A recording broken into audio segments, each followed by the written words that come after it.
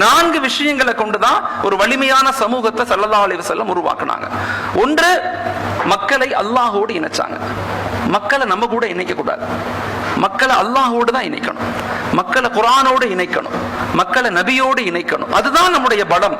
ஈமான் தான் நம்முடைய பலம், ஈமான் தான் நம்முடைய வெற்றி, ஈமான் தான் நம்முடைய உயர்வு, ஈமான் தான் நம்முடைய முன்னேற்றம். ஈமானிய உணர்வில்லாத அறிவு, ஈமானிய உணர்வில்லாத பொருளாதாரம், ஈமானிய உணர்வில்லாத அதிகாரம் மாற்றங்களை ஏற்படுத்த முடியாது. இன்னைக்கு பிரச்சனை என்ன ஆயிடுச்சுன்னா, ஈமானிய உணர்வுள்ள மக்கள்லாம் நம்ம பள்ளிவாசலுக்குள்ள மதரசாக்களுக்குள்ள இருந்துடுறோம். ஈமானிய உணர்வில்லாத மக்கள் எல்லாம் சமூகத்தை மாற்ற போறோம்னு ரோட்டுக்கு போறதுனாலதான் சமூகம் முன்னேற முடியல. ரொம்ப ஆழமா நம்ம விளங்கிக்கணும். சிஏஏ பிரச்சனை நடக்குது, 2000 பேர் மக்கள் போராட்டத்துக்கு போறாங்க. ஆனா பாங்க சொன்னா அதே அந்த 10 பேர் தான் தொழுகைக்கு வர்றாங்க. இந்த எழுச்சி ஒருபோதும் மாற்றங்களை கொடுக்காது. இந்த உருவாக்கம், இந்த கட்டமைப்பு மாற்றங்களை ஏற்படுத்தாது. வளர்ச்சி எங்கிருந்து உருவாகணும்னா மஸ்ஜிதுகள்ல இருந்து உருவாகணும். வளர்ச்சி எங்கிருந்து உருவாகணும்னா குர்ஆனோடு உருவாகணும். வளர்ச்சி எங்கிருந்து உருவாகணும்னா நபியினுடைய வாழ்வியலோடு உருவாகணும். ஈமானிய பாதுகாப்பு இல்லாம எவ்வளவு பெரிய வளர்ச்சி எங்களுக்கு ஏற்பட்டாலும் அது எங்களுக்கு மன அழுத்தத்தையும் பொறாமைகளையும் மோசமான விளைவுகளை கொடுக்குமே தவிர, ஈமானிய உணர்வுகளோடு நம்ம இருந்துட்டோம்னா எங்களை யாரும் எதுவும் செய்ய முடியாது. எங்களுக்கு பயங்கள் கொடுக்கத்தான் படும், அழுத்தங்கள் கொடுக்கப்படும், மிக மோசமான இறுக்கங்கள் கொடுக்கப்படலாம். நம்ம அதை பத்தி யோசிக்கவே தேவையில்லை.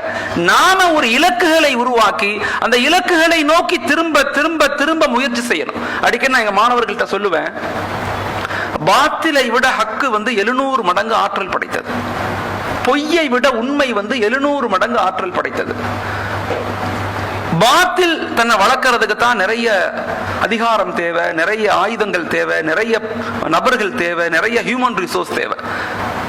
ஹக்கு நிலைநாட்டுறதுக்கு கொஞ்சோண்டு முயற்சிகள் போதும், சின்ன சின்ன முயற்சிகள் போதும். அதனாலதான் ஒரு மனிதன் ஒரு தவறு செய்தால் ஒரு தவறு தான் எழுதப்படும், ஆனா ஒரு நன்மை செய்தால் 10 to 700 மடங்கு எழுதப்படும். தீமையை செய்வதற்கு வினைகள் ஆட்டணும், தீமையை செய்யணும்னா செய்யணும். ஆனா நன்மைகள் அப்படி அல்ல. நன்மைகளை நினைச்சாவே உலகத்துல மாற்றங்கள் ஏற்படும். நேத்து தான் நான் படிச்சேன், மாஷா அல்லாஹ் ரூமி ரஹ்மத்துல்லாஹி அலைஹி மஸ்னவி ஷரீஃப்னு சொல்லி ஒரு கிதாபில் சொல்றாங்க, ஒவ்வொரு மனிதனும் ஒரு பிரபஞ்சத்துக்கு தகுதியானவன். ஒவ்வொரு மனிதனுக்குள்ளவும் ஒரு பிரபஞ்சம் இருக்குது. நீ மாறுவதை கொண்டு இந்த உலகம் மாற்றம் அடையும், நீ எழுச்சி அடைவதை கொண்டு இந்த உலகம் மாற்றம் அடையும், நீ தப்பு செய்வதை கொண்டு இந்த உலகம் பலகீனமாகும் சொல்றாங்க. நான் வாழ்க்கையில் அதை உணர்ந்து உங்கள்கிட்ட சொல்றேன். நான் சமீபத்தில் ராமநாதபுரம் போயிருந்தேன் ஒரு மீட்டிங்காக. அங்க உள்ள சாம்பர் மீட்டிங், மாஷா அல்லாஹ். அங்க உள்ள வெளிநாடு வாழ் மக்கள் எல்லாம் ஒன்று சேர்ந்து அந்த ஊரினுடைய வளர்ச்சிக்காக எல்லாரும் உட்கார்ந்து பேசினாங்க. அந்த மீட்டிங் முடிச்சுட்டு வந்துகிட்டு இருந்தேன். வரும்போது நான் ஃபர்ஸ்ட் கிளாஸ்ல வந்துகிட்டு இருந்தேன் ட்ரெயின்ல. அப்ப ஒரு வயதான பாட்டி உட்கார்ந்தாங்க, 50-55 வயசு இருக்கும். அந்த அம்மா உட்கார்ந்தாங்க. அந்த அம்மா முட்டியை பிடிச்சிக்கிட்டே உட்கார்ந்தாங்க.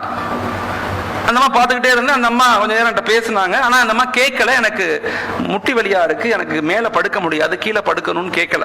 இப்ப நானா புரிஞ்சுக்கிட்டேன், அம்மா நீங்க கீழே படுங்க, நான் மேல அப்பர்ல படுத்துக்கிறேன் அப்படின்னு சொன்னேன். அந்த அம்மா ரொம்ப சந்தோஷம், அப்படியா ரொம்ப நன்றிங்க பாய், நான் எப்படி கேட்கணும்னு நினைச்சேன் அப்படின்னு நம்ம புலம்பிட்டு அந்த அம்மா நம்பர்லாம் வாங்கிக்கிச்சு. கொஞ்ச நேரத்துல டிடிஆர் அங்கிருந்து வந்தார். டிடிஆர் வந்துட்டு டிக்கெட்டை வாங்கி பார்த்துட்டு அந்த அம்மாட்ட சொன்னார், அம்மா உங்களுக்கு இது சீட் அல்ல, உங்களுக்கு 3rd கிளாஸ் தான் சீட்டு, நீங்க அங்க போங்கன்னு சொல்லிட்டார். அங்க பார்த்தா அதுவும் அப்பர், அந்த அம்மானால ஏற முடியாது. அந்த அம்மா என்கிட்ட கேட்க வருத்தப்படுது, அப்படி யோசிக்குது. இப்ப நான் சொன்னேன், பரவாயில்லங்கம்மா நீங்க இங்கேயே என் இடத்துல படுத்துக்கங்க, நான் என்ன செய்யறேன் 3rd கிளாஸ்க்கு நான் போயிடுறேன். நாங்க போயிட்டேன். வாழ்க்கையில என்ன மாற்றங்கள் ஏற்படுதுன்னு பாருங்க. நான் அங்க போயிட்டேன். அங்க போனா பார்த்தா எல்லாம் ஒரே கச்சமச்ச ரொம்ப கஷ்டமா இருந்து, இருந்தாலும் படுத்து தூங்கிட்டேன். ஷைத்தான் மனசுக்குள்ள எனக்கு பெரிய உடசலை கொடுக்குறான், நீ எனக்கு அறிவு கட்டவனா இருக்க, அதை விட்டுட்டு போய் இங்க படுக்கிறேன்னு புலம்புது. படுத்து தூங்கிட்டேன். அடுத்த நாள் காலைல 10-11 மணிக்கு ஹாஜியா அந்த அம்மா கால் பண்ணுது. எனக்கு 11 மணி இருக்கும். கால் பண்ணி, தம்பி நான் புதுக்கோட்டையில இருந்து பேசுறேன், நேற்று இடமெல்லாம் கொடுத்தீங்கல்ல, நான் புதுக்கோட்டையுடைய தாசில்தார், டெப்டி கலெக்டர். அந்த அம்மா, நான் புதுக்கோட்டையுடைய தாசில்தார், நான் ஒரு ஆபீஸ்ல உட்கார்ந்து இருக்கிறேன், என் முன்னாடி ஒரு ஃபேமிலி நிக்கிறாங்க. அந்த அம்மா சொன்ன வார்த்தை நான் அப்படியே சொல்றேன். ஃபேமிலி நிக்கிறாங்க. அந்த ஃபேமிலி ஒரு இஸ்லாமிய ஃபேமிலி. அந்த ஃபேமிலி என்னிடத்துல 2 வருஷமா பட்டாவுக்காக கையெழுத்து போடுறதுக்காக டெய்லி வந்துட்டு போறாங்க. நான் அப்புறம் போடுறேன் இப்புறம் போறேன்னு நான் தவிர்த்துக்கிட்டே இருந்தேன். என்னன்னு தெரியல, நான் நேரம் பண்ண முடியல.